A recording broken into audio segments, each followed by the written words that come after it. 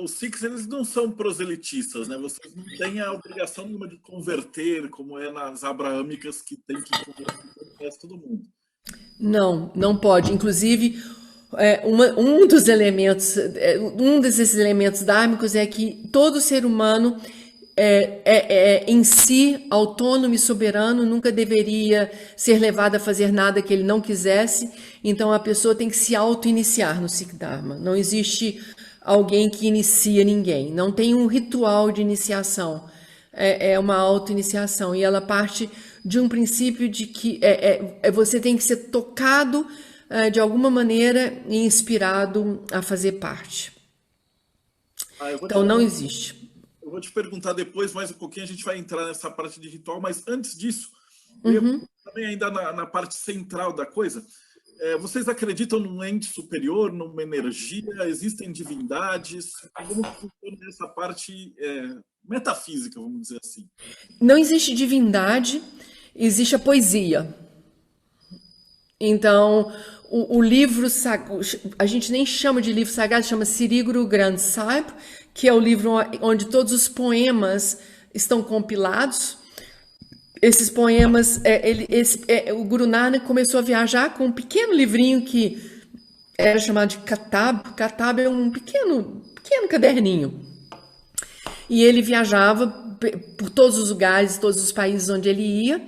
E como ele não tinha nenhum tipo de preconceito de casta, então ele abraçou os estrangeiros como irmãos. Porque não sei se você sabe, mas segundo as castas hindus, os outcasts fora do sistema de castas são os estrangeiros, os animais e as mulheres. Então, esses você não pode sequer nem... os brahmans radicais, eles se sentam para comer, fazem um círculo com giz na sua periferia, e nem a sombra de um pária pode passar em cima daquele círculo. O Guru Nanak, como ele rompeu com isso tudo, a motivação dele era, deixa eu ver que poesia esse pessoal, que poesia eles têm, qual é a poesia desse povo. Então ele colecionava poemas que contam uma trajetória do ser humano através da sua experiência na matéria, em direção, desculpa, a sua identidade maior. Então é um livro que contém poemas. E esses poemas são essas pessoas que de alguma maneira tem poemas de limpador de latrina a grandes mestres, que eles tiveram uma experiência com o divino o suficiente para inspirá-los a estarem fora de um lugar comum e em seus poemas. Então, eu não sei, a sua pergunta, desculpa, qual foi mesmo? A Cláudia acabou de escrever que coisa linda isso, de Deus é a poesia, a Bíblia é um livro de poesias. Ele foi traduzido depois para outras línguas. Eu ia perguntar, qual a dificuldade também de você traduzir isso do sânscrito sem perder a essência disso? Cara, tem uma coisa super legal, porque não é... Primeiro, eu não sei se isso vai ser mais difícil de compreender ou mais fácil, mas o sânscrito foi uma língua sempre associada pelos Sikhs como uma dominação, uma violação, inclusive, dos direitos dos analfabetos de se escolarizarem, de se instruírem.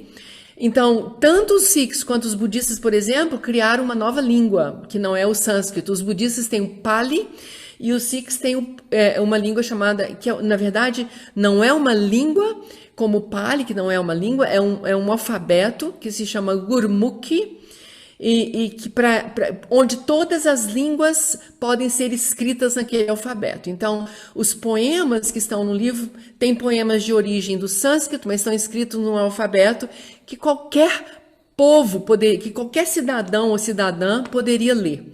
Então, eles ensinaram às pessoas esse alfabeto. Ele é muito mais simples do que o sânscrito. Ele tem um conjunto de 108 letras, ou sons, como a gente chama, sendo que a metade são femininas e a metade são masculinas. Elas fazem um conjunto e uma dança entre o feminino e o masculino. É uma língua onde o significante e os significados são um só. Isso quer dizer que quando eu falo uma determinada um determinado mantra ou uma oração, eu me torno aquilo que eu estou falando. Na linguística a gente tem essa coisa do significado significante, é porque quando você fala, o significado do que você falou está sendo representado agora no seu corpo, digamos, nas suas secreções. Então, enfim, então ali no Siri Guru Granth Sahib a gente tem sânscrito, a gente tem Urdu, que é uma língua persa que se falava no norte da Índia, se fala até hoje. Então, meu pai, Sikh, advogado, quando vivo, todas as sentenças de corte são escritas em Urdu, ainda na Índia. Então, é a língua do Shah, é o Shah Mukh. É dito, Mukh é boca e Shah é o rei. Então, é a língua ainda dos mongóis, da Pérsia. E o Gurmukh é a língua do guru, é a língua do professor. Então, esses escritos. Então, o livro é todo escrito numa outra língua, ele está traduzido para várias línguas. Nas línguas latinas, ele está traduzido eu não tenho certeza se para o italiano, mas ele está traduzido para o espanhol. Ainda com uma pegada muito influenciada pelas primeiras traduções do Siri Guru Granth Sahib, que foi feito pelos ingleses, quando eles tomaram o norte da Índia. Eles se instalaram dentro do Golden Temple por quase 80 anos, e eles então criaram a primeira tradução, e aí eles deram uma conotação muito cristã para a tradução. Por exemplo, em muitos lugares do texto, quando a gente está ouvindo a palavra lendo a palavra Har, eles traduzem como Deus.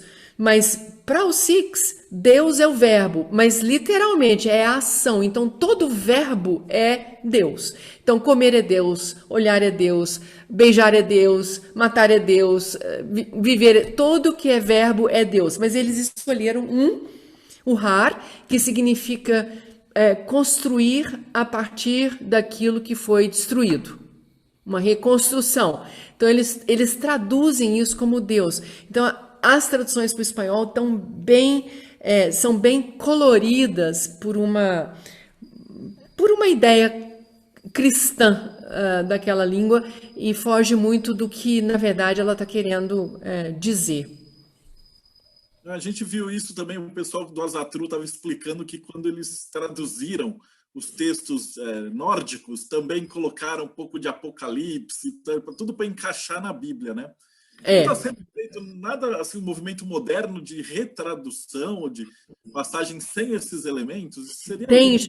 Já tem em inglês um volume muito bem traduzido, um grupo que traduziu um esforço dos jovens Sikhs da Inglaterra com nós Sikhs do Kundalini Yoga dos Estados Unidos, né? Eles traduziram. E nós estamos querendo demais traduzir para o português essa versão. Mas a pandemia atrapalhou bastante, porque ficou difícil de articular e muitas coisas que a gente precisaria fazer para traduzir isso, porque tem que ter um conjunto de pessoas trabalhando, na verdade, juntos, porque vai dar muito trabalho achar o termo para o português, porque nossa língua é muito... nós somos prolixos. E essas línguas são muito pontuais, é um pouco parecido com o alemão, na verdade são línguas indo-germânicas, né?